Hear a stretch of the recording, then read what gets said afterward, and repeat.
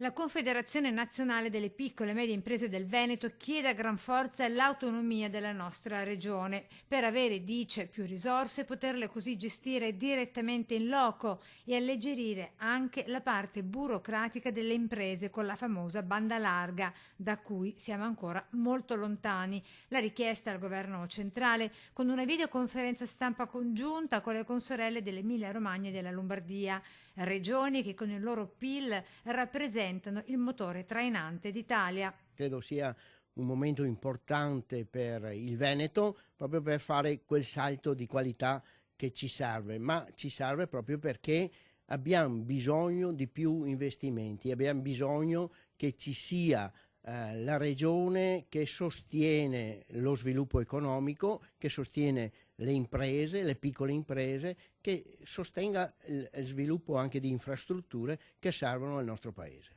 E resta sempre il Veneto la forza economica maggiore di tutto lo stivale. Noi facciamo il 40% del PIL in Italia e abbiamo il 54% dell'esportazione nazionale, per cui siamo tre regioni che tirano la carretta dell'Italia.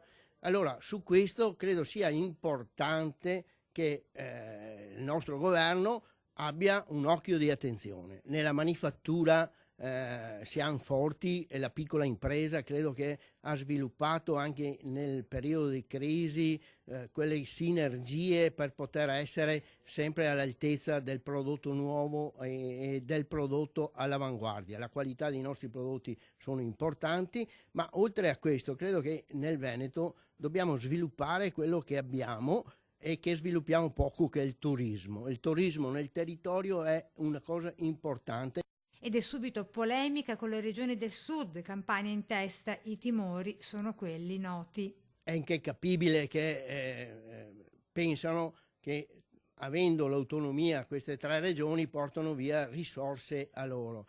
È inevitabile che ci sia questo tipo di contrapposizione, ma io credo invece che non deve essere una contrapposizione, ma deve essere uno slancio per tutti.